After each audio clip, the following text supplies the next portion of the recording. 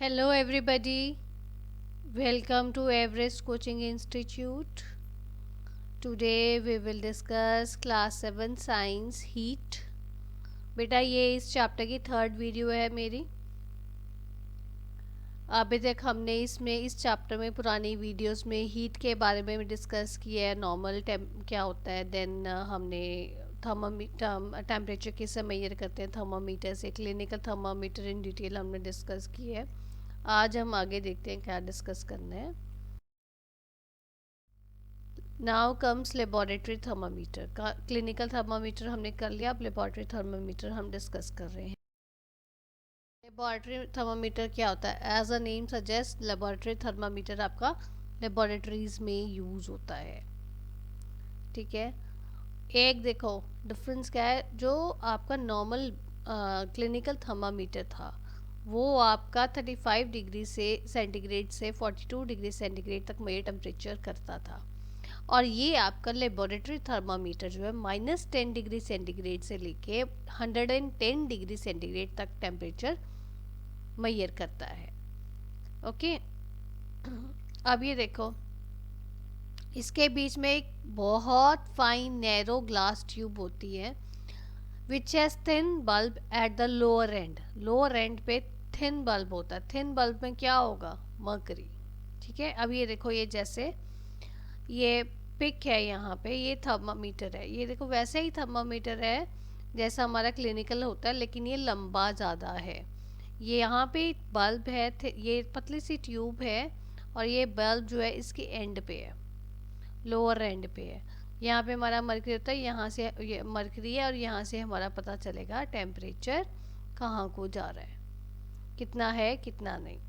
ठीक है, समझ आई बात?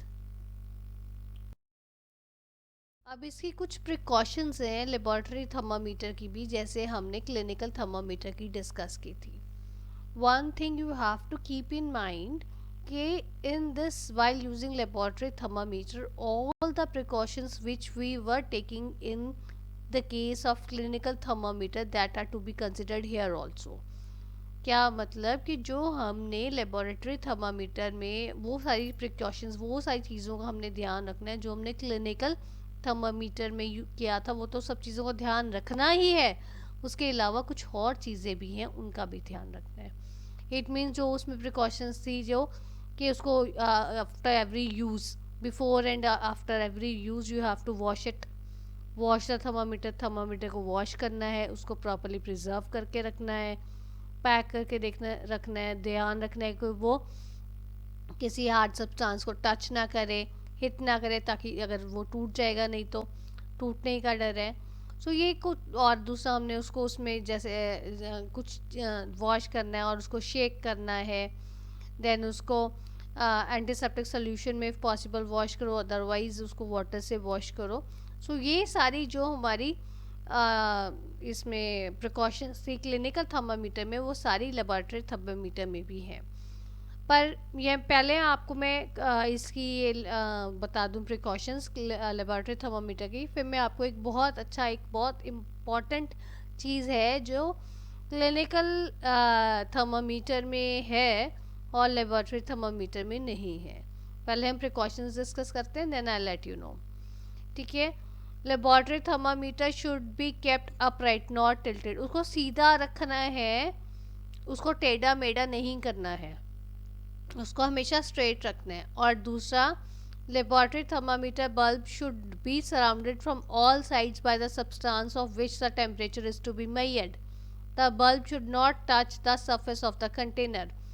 जो आपका लेबोरेटरी थर्मामीटर है, आपने जिस चीज़ का आपने मेजर करना है टेम्परेचर, उस चीज़ में रखोगे, ध्यान रखोगे कि वो नीचे टच नहीं करना चाहिए कंटेनर को, और उस थर्मामीटर के आसपास वो चीज़ होनी चाहिए पूरी, मतलब चारों साइड से वो उस चीज़ से कवर होना चाहिए।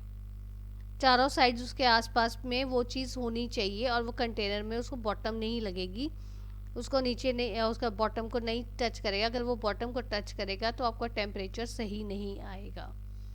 ठीक है, और आप इसका टेम्परेचर उसके बीच में ही आप देखते हो। देन कम्स कि मैंने आपको बोला था एक फ़र्क है क्लिनिकल थर्मामीटर और लेबोरेटरी थर्मामीटर में। क्लिनिकल थर्मामीटर में भी मरकरी है और इसमें भी मरकरी है, मरकरी से ही हमारा पता चलेगा टेम्परेचर। आपके स्टार्टिंग पॉइंट में दोनों के बल्ब लगा हुआ है जिससे हमारा टेम्परेचर पता चलता है। नाउ कम्स, आपको अगर रिकॉल करो, आपने जब क्लिनिकल थर्मामीटर किया था तो मैंने आपको बताया था कि उसके बीच में हम एक किंक है।